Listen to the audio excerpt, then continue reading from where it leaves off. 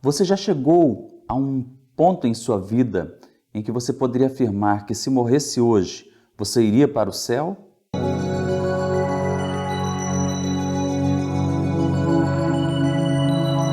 Essa é a questão fundamental que pode ajudar você a conhecer a realidade espiritual das pessoas com quem você quer compartilhar a fé. E às vezes nós achamos que não há uma maneira de saber, mas há sim. Quando nós entramos em contato com as pessoas, nós aprendemos a ouvir o que elas têm a dizer a respeito da fé e fazer perguntas para descobrir isso.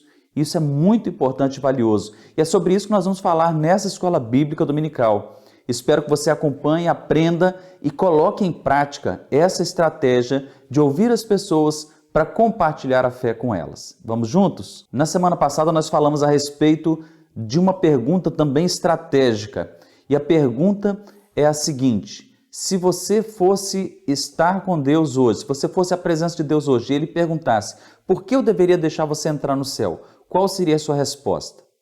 Agora, a pergunta de hoje é: você já chegou a um ponto na sua vida em que você poderia dizer que, com certeza, se você morresse hoje, você iria para o céu? Essas duas perguntas fazem parte de uma estratégia chamada evangelismo explosivo. Foi criada para justamente fazer com que as pessoas compartilhem a fé e outras possam ouvir o evangelho e que elas possam realmente identificar qual é a realidade espiritual dos seus discípulos, das pessoas a quem elas querem evangelizar. Então nós vamos hoje aprender um pouco dessa estratégia e falar um pouco do protocolo de aplicação dessas perguntas e de outras perguntas que você pode fazer para te auxiliar no compartilhamento do evangelho, o que nós chamamos de evangelismo pessoal. Então, na semana passada eu comecei com a pergunta número 2, e as duas perguntas são essas, e hoje eu vou falar da pergunta número 1. A pergunta, então, número 1 é esta que eu já mencionei no início, na abertura desse vídeo. E o objetivo dessa pergunta é justamente não fazer julgamentos, juízos de valor a respeito da condição das pessoas. Se você perguntar para uma pessoa que igreja você frequenta, ela pode dizer: frequento a igreja católica, frequento a igreja batista, frequento a igreja Assembleia de Deus, não frequento igreja alguma. Agora, sendo sincero, frequentar igreja significa necessariamente estar salvo? Será que na sua concepção uma pessoa que vai à igreja todos os cultos está necessariamente salva? Na minha percepção e com a minha experiência, eu digo que não. Não há uma relação direta entre ir à igreja frequentemente e estar salvo. Porque as condições para a salvação nunca incluíram, por exemplo, frequentar a igreja, mas ser igreja, tornar-se membro do corpo de Cristo, tornar-se membro da família de Deus. E isso não significa necessariamente ir à igreja. Óbvio que ir à igreja é importante, estar em congregação com os irmãos é importante, em comunhão é fundamental. Mas observe, ir à igreja não é a pergunta que vai te fazer compreender a realidade das pessoas com quem você quer compartilhar a fé. Então, se você pergunta se alguém vai à igreja, essa pessoa pode dizer: eu frequento a igreja tal. E pronto, o seu assunto acabou aí, porque não há mais o que dizer. Você pode até perguntar: é boa a igreja? Você é firme na igreja? São perguntas vazias do real significado de estar salvo. Entende? Uma outra pergunta que você pode fazer também, que pode levar a um beco sem saídas na hora de anunciar o evangelho, é o que você acha que uma pessoa precisa fazer para ser salva? Ela pode simplesmente, olha, essa pergunta é uma pergunta teológica, bíblica.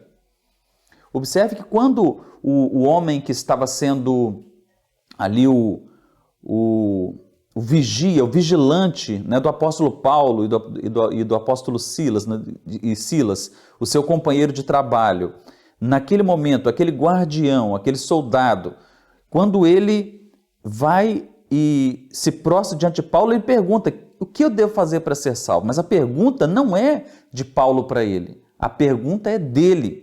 Ele não sabia. Então, se ele não sabia, ele queria saber e Paulo então ministra a palavra para ele. Mas aqui eu quero te dizer, se você leva para alguém a pergunta: o que você acha que alguém precisa fazer para ser salvo? Essa pergunta é uma pergunta bíblica, uma pergunta teológica, mas a pessoa se distancia para responder. É uma pergunta sobre alguém e não necessariamente sobre aquela pessoa com quem você conversa. E ela pode fazer a seguinte resposta: essa pessoa precisa crer em Jesus Cristo para a sua salvação. E aí você pode perguntar para ele: e você já crê? Ele pode dizer sim. E acabou a conversa. Se ele disse sim, você vai dizer mais o quê? Então, essas perguntas, embora não sejam perguntas erradas, são perguntas que não vão contribuir para o que você quer, que é descobrir qual é a realidade espiritual de uma pessoa para então anunciar o evangelho para ela. Na aula passada, no domingo passado, na semana passada, melhor dizendo, e nesta aula de hoje, eu vou fazer a introdução a esse protocolo, a esse procedimento de apresentação do evangelho. Na semana passada eu falei de 5 versículos, 4 princípios para você apresentar o evangelho para alguém. Para quê? Para já dar o pontapé inicial, para você começar a levar o evangelho, para começar a evangelizar ao longo dessa semana. Espero que você tenha feito isso. Não sei se você teve essa oportunidade, mas já tem as ferramentas. Hoje eu quero sedimentar um pouco mais e é por isso que eu estou trazendo essas questões. Quando você pergunta então para alguém o que alguém precisa fazer para ser salvo, ela pode responder inclusive com uma resposta bíblica. Ela pode dizer não sei, ela pode dizer não faço a menor ideia, ela pode dizer não sou religioso, eu não sou muito de ir à igreja, eu nunca aprendi isso na igreja. Ela pode dizer várias dessas respostas, mas ela também pode dar uma resposta bíblica. Pode ser uma pessoa que já frequentou a escola dominical, ou catecismo, ou algum tipo de instrução bíblica, e de repente essa pessoa vai dizer para você, olha, para uma pessoa ser salva, ela precisa crer em Jesus. É o que a Bíblia diz. E está correto, mas ela não está falando dela. Você pode perguntar, e você, já crê em Jesus? Sim, eu preciso melhorar muito ainda, mas já creio em Jesus. E acabou a história. Por quê? Porque essas perguntas não vão à experiência que essa pessoa já tem ou a concepção, o conceito que ela tem sobre salvação. Agora vamos examinar. A pergunta que eu fiz no início é diferente. A pergunta é: você já chegou a um ponto na sua vida em que você tem certeza de que se você morresse hoje, você iria para o céu? Ou, simplificando, se você morresse hoje, você tem certeza de que você iria para o céu? Aí a pergunta vai diretamente à experiência pessoal dessa pessoa com a salvação. E essa pessoa pode ser sim. Ela pode dizer sim. Eu já cheguei a essa condição. Ou sim, eu tenho certeza de que se eu morresse hoje, eu iria para o céu. E se a resposta é sim, você vai partir para a segunda pergunta. E a segunda pergunta vai qualificar, vai esmiuçar aí esse assunto, de modo que você perceba se essa pessoa está confiando em Deus ou se ela está confiando em si mesma para a sua salvação. Entende? Então, quando a gente fala da primeira pergunta, a gente está falando sobre se a pessoa acredita que ela vai para o céu. Então, vamos examinar essa pergunta. Quando você pergunta, a pessoa pode dizer assim, eu não sei, e eu não sei nem se alguém pode dizer que vá para o céu. Então você tem uma resposta. Ou a pessoa pode dizer, não, eu acredito que não, pela vida que eu tenho levado, e então a pessoa começa a abrir com você a possibilidade de você continuar a conversa de evangelismo com ela. Por quê? Porque ela está te dando uma resposta para uma pergunta pessoal. É claro, gente, você não vai chegar para a pessoa na rua, vai parar e vai fazer essa pergunta. Claro que se você tiver essa ousadia, essa coragem, pode ser que funcione também. Mas estou falando, e eu já falei na aula passada, que você deve nutrir um relacionamento. E a partir do momento que você nutre relacionamento com uma pessoa, você em algum momento terá abertura para fazer essa pergunta. Né? Você pode aproveitar alguns momentos, algumas situações da vida para fazer essa pergunta. Mas depois que você faz essa pergunta, a pessoa pode te responder da maneira como eu falei. Não sei se alguém pode saber isso, ou sim, eu tenho certeza de que eu vou para o céu. Importante é enfatizar a expressão com certeza. Por quê? Uma coisa é a pessoa achar que vai para o céu. Porque ela pode achar, eu acho que sim. Não, nós não estamos falando de achar, estamos falando de convicção. Então você vai sempre procurar tratar com a pessoa no nível da convicção. Então você vai dizer para ela, deixa eu te refazer essa pergunta. Você chegou a um ponto na sua vida em que você tem certeza de que se você morresse, você iria para o céu? se você morresse hoje, com certeza você iria para o céu. Por que é importante essa expressão com certeza? Porque tira a questão do achismo, da presunção. Não, eu com certeza iria para o céu. Eu posso falar com você aqui agora, com certeza, se eu morresse hoje, eu iria para o céu. Isso não é arrogância, isso é uma convicção. E aqui é importante você pensar comigo o seguinte: há uns anos atrás, uma pessoa, dentro de um ônibus, uma colega de trabalho, iríamos para uma visita técnica e ela disse para mim assim: vocês evangélicos são muito presunçosos. Eu disse: por quê? Porque vocês têm certeza que vocês vão para o céu. Como é que vocês acham? Você acha que você é melhor do que eu? Eu disse: não, não acho. Não acho que eu sou melhor que você. Como é que você pode dizer que você vai para o céu e eu não? E ela entrou nessa conversa assim dura, não é? Ela que provocou a conversa. Porque ela achou que nós estávamos agindo com presunção. Eu disse para ela: olha só, eu não acho que eu seja melhor do que você e eu acho que ninguém merece o céu.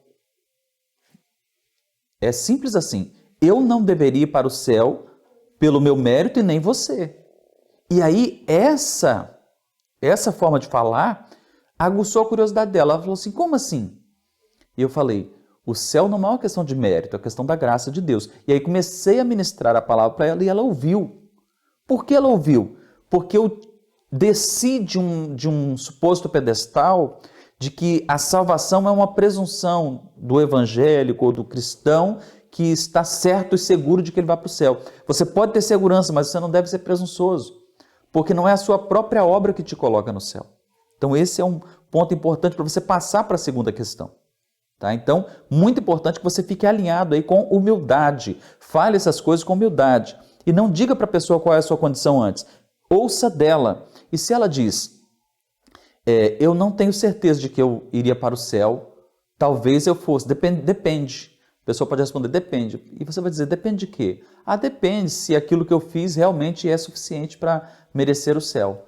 Todas essas respostas são respostas religiosas.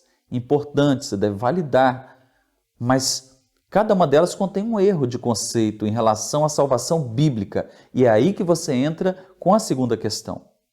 Então o protocolo você falou sobre questões do dia a dia com a pessoa, você teve a liberdade de fazer essa primeira pergunta, se ela tem certeza da salvação, ou se ela tem certeza de que ela iria para o céu se morresse hoje.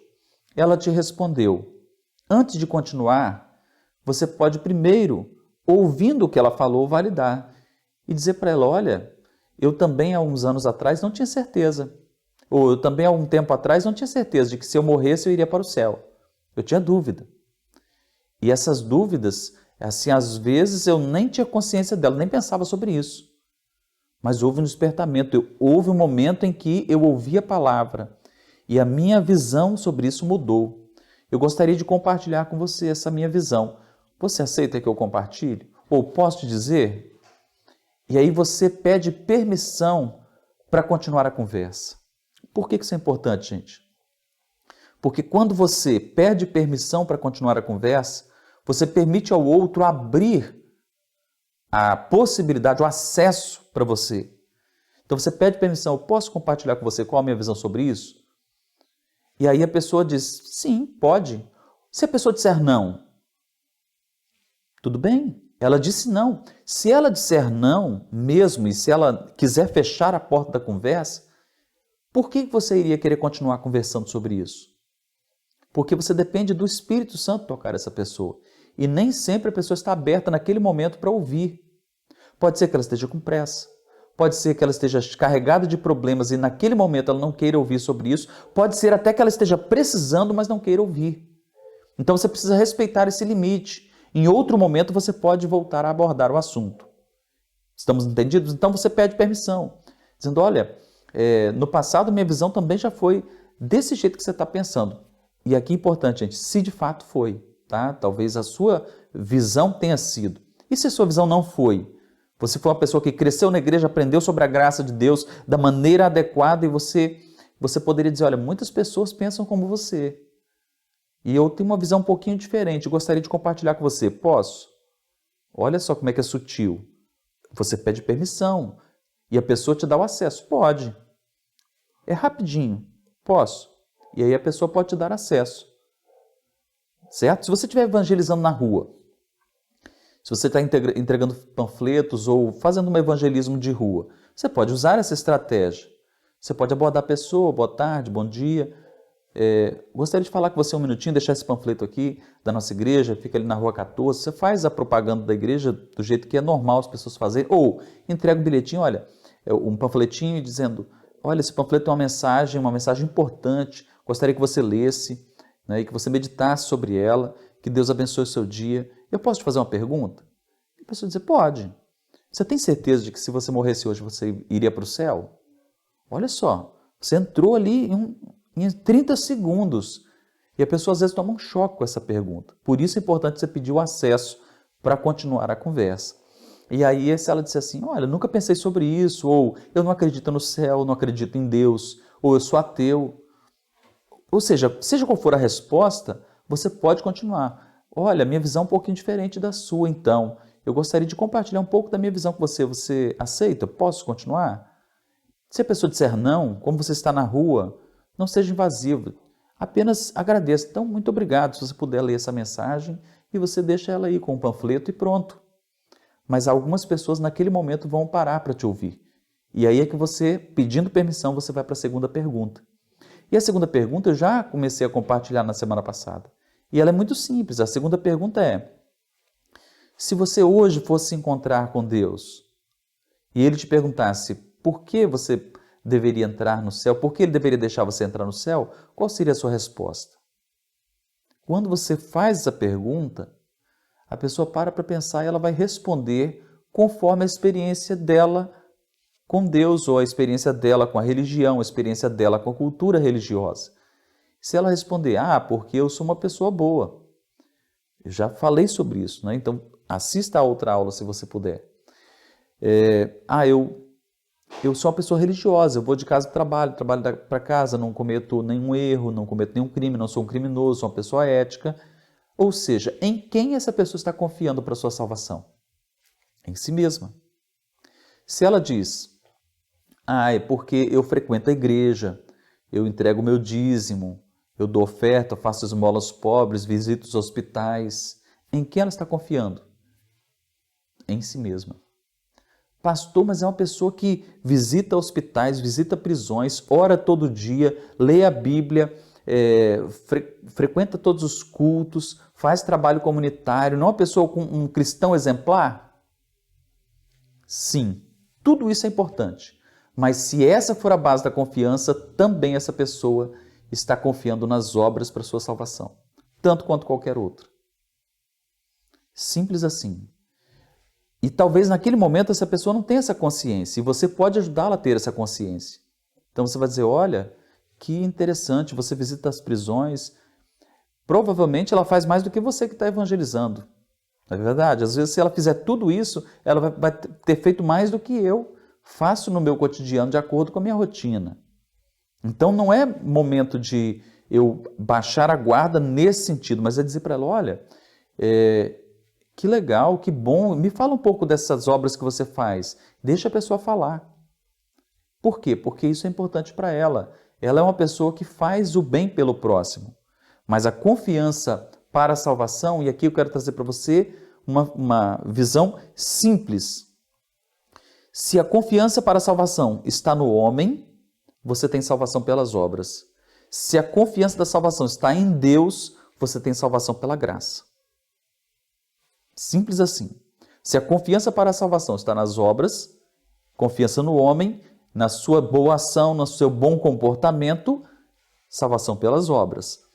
Se a confiança está integralmente na obra salvadora de Cristo na cruz, então a salvação pela graça. E nós sabemos muito bem que a salvação é pela fé, é pela graça mediante a fé. Não vem de nós para que ninguém, não vem das obras para que ninguém se glorie. Então, quando você sabe isso aqui intelectualmente, você também tem que saber, tem que ter a convicção como evangelista de que se uma pessoa está confiando nas suas obras, essa confiança pode ser uma confiança falsa. E essa pessoa pode estar caminhando muitas vezes sobre um alicerce de obras. E é o que a Bíblia diz, é que nós somos salvos pela graça. sabe? Então isso é muito importante. Então quando você faz a segunda pergunta para essa pessoa, ela pode dizer tudo isso ou ela pode dizer para você: eu confio no Senhor Jesus Cristo para minha salvação. Eu confio no Senhor Jesus Cristo. Ele é a minha suficiência. Eu confio exclusivamente na obra salvadora de Cristo. Essa é a única resposta, irmãos, que realmente define que uma pessoa tem a visão, o conceito correto de viver uma vida na graça de Deus e a salvação pela graça. Então, se a pessoa te responde: eu confio única e exclusivamente no Senhor Jesus Cristo para minha salvação, você vai terminar a conversa por aí? Não. Você vai continuar sondando. Que maravilha! Como é que foi a sua experiência, então, com o Salvador? Como é que foi a sua experiência com Jesus? Porque agora você já sabe, trata-se provavelmente de um irmão que está confiando na graça de Deus. Agora, um detalhe. Pode ser que essa pessoa viva uma vida perdida e está confiando que a salvação dele está em Cristo, mas sem nenhuma transformação de vida. Por isso você vai perguntar: como é que foi a sua experiência com Cristo? E essa pessoa vai dizer: eu ouvi a palavra de Deus, uma pessoa me evangelizou e eu entreguei minha vida completamente para Jesus. Desde então eu vivo a fé, eu vivo para agradar a Deus, eu estou à disposição de Deus para a obra. Ou seja, a pessoa está entregue ao Senhor. E aí você vai perguntar sobre a experiência. Aí sim, vale a pena você saber que igreja ela frequenta, que ministério ela exerce, até porque pode ser mais uma pessoa para evangelizar junto com você, ou para ser um parceiro de oração, ou a pessoa para ser um parceiro de leitura bíblica, de estudo bíblico. Então, daquele ponto em diante, você está lidando com um irmão. Eu vou usar uma ilustração simples. Imagine que você é um vendedor de livros. Você compra os livros com desconto das editoras e você é um colporter. Você passa de porta em porta vendendo livros. Aí você bate a minha porta. E aí eu te atendo e você entra. Você diz assim: olha, eu tenho um livro especial para te vender. E aí você começa a falar, porque esse livro assim é uma Bíblia de estudo maravilhosa. Ela tem os temas bíblicos todos separados por assunto. É da editora tal, e aí você fala, você gasta ali meia hora falando. Depois que você termina de falar, aí você diz para mim assim: vamos fechar? O que você acha de ficar com essa Bíblia hoje? Eu viro para você e digo assim: puxa, legal, eu acho mesmo essa Bíblia muito boa, inclusive eu tenho uma aqui. Aí eu tiro da minha estante a Bíblia, mostro exatamente a Bíblia que você está tentando me vender. Aí eu viro para você e digo assim: mas engraçado, né? Outro dia mesmo um vizinho veio aqui em casa e ele viu minha Bíblia e gostaria de ter uma, né? Mas ele acabou de sair, essa meia hora que você gastou comigo, que ele saiu agora, vai viajar. Olha que curioso, você poderia ter usado essa meia hora com o meu vizinho se apenas tivesse me perguntado se eu já ouvi falar nessa Bíblia. No primeiro minuto eu poderia ter dito para você assim: sim, eu conheço essa Bíblia, já tenho uma aqui. Mas o meu vizinho está querendo comprar uma. De repente, naquele primeiro minuto, seria sua oportunidade de deixar a minha casa e a casa do vizinho e fazer a sua venda. Agora, trazendo para o âmbito do evangelismo, quando você investe em saber qual é a experiência de fé de uma pessoa, você não tenta chover no molhado, você não tenta vender uma coisa que a pessoa já tem, entregar uma coisa, um presente de Deus para uma pessoa que já tem esse presente. E às vezes você está precisando remir o tempo, otimizar. E aí, em vez de investir todo o tempo com aquela pessoa que já crê, você vai investir na pessoa que não crê. Por isso é importante fazer essas perguntas de qualificação. Tudo bem. Voltando à questão. Se eu respondi conforme a palavra de Deus, estou caminhando em fé, e você descobriu isso conversando comigo, a partir daquele momento você vai dizer para mim: que bom então conhecer mais um irmão na fé. E aí você vai dar o destino a essa conversa que você quiser. Chamar para orar ou para conversar sobre a palavra, marcar um encontro, chamar para um encontro de jovens ou para alguma atividade da igreja, desde que isso não vai interferir no desenvolvimento dessa pessoa na igreja dela. Se você quiser, então você vai seguir por esse caminho. Mas uma coisa é certa: você não vai gastar o seu tempo evangelizando uma pessoa que já é salva. Isso é fundamental. Voltando então, se a pessoa te responde. Primeira pergunta, você perguntou se ela tem certeza, ela disse que não tem. Você pediu permissão para fazer a segunda pergunta. E aí você faz a segunda pergunta para ela. E a segunda pergunta é: se você fosse para o céu hoje por algum motivo você fosse se encontrar com Deus e Ele perguntasse por que Ele deveria deixar você entrar no céu, qual seria a sua resposta? Mesmo que essa pessoa não tenha certeza da salvação, ela pode ser uma pessoa religiosa. Porque muitas pessoas não têm coragem de dizer que são salvas. Porque elas aprenderam assim, que é muita presunção do ser humano. E aí ela pode dizer, se eu fosse estar com Deus, eu diria para Deus que eu me comportei bem. Então, dependendo da resposta que essa pessoa faz, você vai continuar dizendo, olha, sabia de uma coisa? Eu sei que muitas pessoas têm essa mesma visão. E a visão que eu tenho é um pouquinho diferente. Eu posso compartilhar com você? Novamente você pede o acesso. A pessoa diz, pode sim. E aí você começa a apresentação do Evangelho. De que maneira? Da maneira como eu ensinei na outra aula. Você começa dizendo, olha, Deus torna seus filhos todos aqueles que creem em Jesus. É o que está escrito em João 1,12. Veio para o que era seu, mas os seus não receberam. Mas todos quantos o receberam, a todos quantos o receberam, deu-lhes o poder de serem feitos filhos de Deus. Então, olha, Deus quer tornar o ser humano seu filho. Deus quer salvar o ser humano. Outra maneira de você começar seria, a Bíblia declara que Deus amou o mundo de tal maneira que deu seu Filho unigênito, para que todo aquele que nele crê não pereça, mas tenha a vida eterna. João 3,16. Ou seja, você pode usar um desses textos para iniciar dizendo logo a boa notícia. Por quê? Quão formosos são os pés daqueles que anunciam coisas boas, boas notícias. Então você está trazendo uma boa notícia. A boa notícia é, Deus quer fazer as pessoas parte da sua família. A boa notícia é, Deus enviou o seu Filho para salvar as pessoas. Então essa é a boa notícia. Aí você diz, mas existe um grande empecilho. O empecilho para o ser humano realmente chegar diante de Deus e poder ter acesso a Deus é o pecado. E por isso está escrito em Romanos 3,23. Porque todos pecaram e destituídos estão da glória de Deus. E aí vem uma questão muito importante. Se você estiver na casa da pessoa e ela tiver uma Bíblia, leia na Bíblia dela. Peça que ela pegue a Bíblia. Porque aí ela vai ver que não é uma Bíblia sua, feita com o propósito evangélico, nada disso. A Bíblia é a Bíblia. Se ela tem uma versão da Bíblia, você pega a Bíblia dela. Peça para ela ler na Bíblia dela. E aí você acompanha na sua e diz, olha, as Bíblias podem ter algumas diferenças de tradução.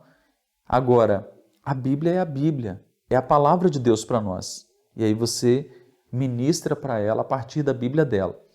E aí, depois que você diz, olha, o homem pecou.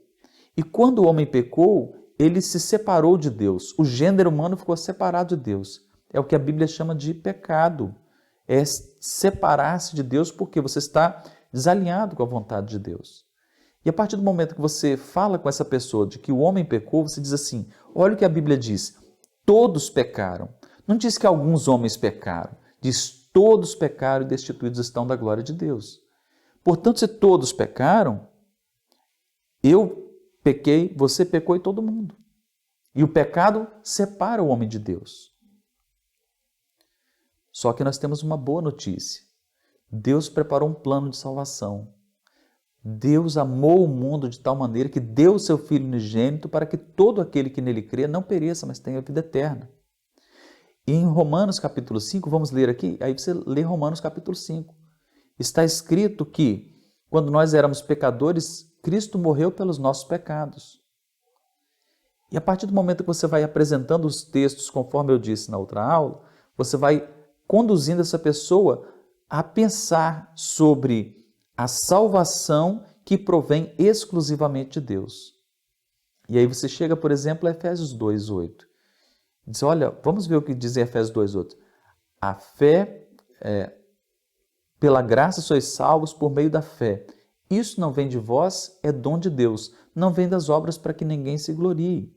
E você diz, olha, agora há pouco você disse que você se comportou bem, que você frequentou alguns cultos ou a missa, mas isso ainda é obra. E a Bíblia diz que a salvação é pela graça de Deus por meio da fé. Então ninguém vai se levantar diante de Deus e dizer, eu fiz para o Senhor tal coisa. Sabe? A salvação é pela graça, é um presente de Deus. Aí você dá uma ilustração para essa pessoa. Você diz assim, olha, imagine que eu traga para você um presente. Eu trouxe um presente muito valioso, muito precioso. Eu entrego para você e digo, olha, esse presente é para você. Eu te amo, ou eu gosto de você, eu quero que você receba esse presente. Mas o presente é muito precioso. Uma caixinha dourada, dentro tem umas joias preciosas, vale uma fortuna. Aí você abre a sua carteira, tira lá uma nota de R$ 50, diz assim, aqui eu vou te dar esses R$ 50. Você vai dizer assim, mas para que isso? Para pagar esse presente. Não paga. A obra humana é assim. Qualquer obra que você faça é como uma pequena nota de dinheiro para pagar um presente muito valioso. Não daria para comprar acesso ao céu. Por isso, o presente, o máximo que você pode fazer é recebê-lo ou rejeitá-lo. Entende? Se eu trago um presente para você, você pode recebê-lo ou rejeitá-lo. Então, a graça de Deus nós não merecíamos a salvação e Deus nos trouxe a salvação como presente, como uma dádiva de Deus. Por isso, pela graça sois salvos por meio da fé. O que eu preciso para receber esse presente? Crer que Deus me ama e crer que Ele quer me salvar através do sacrifício de Jesus. E aí você fecha com Mateus 11, 28. Você diz, olha, a Bíblia diz em Mateus 11, 28 o seguinte, vinde a mim todos que estáis cansados, sobrecarregados, e eu vos aliviarei. Palavras de Jesus. Então Jesus convida as pessoas a virem até Ele. O que você acha neste momento de receber o presente de Deus? O que você acha de se arrepender dos seus pecados e da vida que você tem levado e confiar exclusivamente em Deus para a sua salvação? Este é o convite da salvação. E você pode dizer, olha, a Bíblia diz que se hoje ouvirdes a voz do Senhor, não endureçais o coração. Então o que você acha de nesse momento fazer uma oração comigo, recebendo a Jesus como Senhor e Salvador da sua vida? E aí você chega ao apelo. Essa pessoa pode dizer para você, eu acredito que eu tenho pecados demais e Deus não poderia me perdoar. Aí você entra dizendo que Deus perdoa os pecados. Você vai entrar com os textos bíblicos concernentes ao perdão de Deus. Quem crê em Jesus é justificado por Ele. E você vai ensinar sobre isso naquele momento. E vai dizer, e se Deus perdoa assim o pecador, basta que você se arrependa. O que você acha nesse momento de fazer uma oração de arrependimento e entregar a sua vida ao Senhor? Então você continua fazendo o apelo. Se essa pessoa diz, eu quero fazer, você ora com ela, fazendo uma oração simples e apresentando essa vida diante do Senhor. Pastor, e a partir dali? A partir do momento que essa pessoa recebeu a Jesus, você vai discipulá-la. E é sobre isso que nós vamos continuar falando nas próximas aulas. Você vai fazer o discipulado com ela, vai ensinar essa pessoa os rudimentos da fé, os princípios da fé, e vai continuar caminhando com ela. Pastor, mas essa pessoa nesse momento não aceitou o convite de Deus. Faça o seu melhor no evangelismo. Convide essa pessoa a receber a Jesus. E se ela não a receber, e se ela não quiser, se o Espírito Santo não estiver tocando, ela não vai receber. Porque essa obra, irmãos, não é nossa, é do Espírito de Deus. Nossa obra é proclamar da maneira mais simples o Evangelho, como eu estou falando aqui para vocês. Mas o Espírito Santo precisa abrir este coração para a fé. Esta fé que vai brotar neste coração é fruto do Espírito de Deus. Se essa pessoa não receber, não é que ela não quis receber. O ser humano nunca quer. É o oposto que você está esperando. É que no momento que você está ministrando, o Espírito Santo vai testificar aquele coração e aquela pessoa vai se abrir ao Senhor. Aí sim haverá salvação. Mas se o Espírito Santo não tocar aquela pessoa através daquele momento ali, daquela ministração, ela não vai receber. E se ela não receber, não é responsabilidade sua. É uma questão dessa pessoa com Deus. Se ela receber, você vai discipular. E se ela não receber, mantenha o caminho aberto. Fala, o que você acha de na semana que vem nós examinarmos mais alguns textos da Palavra de Deus a respeito disso e continuarmos essa conversa? Não feche a possibilidade. E aí você continua orando por essa pessoa, intercedendo. Pode ser que até a semana seguinte ela receba um toque especial do Espírito Santo e diga, sabe, eu vou voltar, eu quero receber a Jesus como Salvador, eu me arrependo dos meus pecados. E a partir daí ela segue. Sabe? Então esse é o ponto. Não desista de evangelizar essa pessoa, continue intercedendo por ela e mantenha a porta aberta para esse diálogo. Se ela receber a Jesus neste momento, continue com ela. Diga, então vamos fazer o seguinte, a partir dessa semana, vamos tirar meia hora, 40 minutos por semana para eu te ensinar alguns fundamentos da fé. Eu quero acompanhar com você alguns fundamentos e quero que você seja meu discípulo na palavra de Deus. E a partir daquele momento você fez um discípulo. Não é maravilhoso? Não é maravilhoso isso? Fazer um discípulo para Deus, entregá-lo ao Senhor, para que ele chegue a ser batizado em nome do Senhor Jesus Cristo? Então este é o propósito. Esta foi a ministração de hoje. Espero que você pegue essas informações. Eu vou procurar colocar algum material sistematizado para vocês também. Mas pega essas informações, estabeleça seu protocolo de ação para evangelização. É simples, é objetivo, mas é eficaz, é efetivo. Deus vai fazer uma grande obra através dessa estratégia simples e através da sua vida. Amém? Vamos fazer uma oração? Pai de amor, em nome de Jesus, fiz esse compartilhamento simples com os meus irmãos, ó Deus, de uma maneira suave e agradável para abordar as pessoas para que elas sejam salvas. Que o Senhor possa ajudar cada um, ó Deus, a entender essa maneira de abordar e aplicá-la ao seu dia a dia e conduzir pessoas à salvação. Ao mesmo tempo, eu peço, ó Deus, envie pessoas para o nosso caminho, que pessoas entrem na nossa vida, Deus, que precisem receber esta palavra e que elas possam receber a palavra através de nós. E assim, ó Deus, que o Senhor possa nos ajudar a sermos ganhadores de almas para a glória do Teu nome, em nome de Jesus Cristo. Amém. Deus abençoe sua vida e sua família, em nome de Jesus. Se houver dúvidas, coloque aqui abaixo do vídeo e, na medida do possível, nós vamos responder a cada uma delas. Amém? Tchau, até a próxima.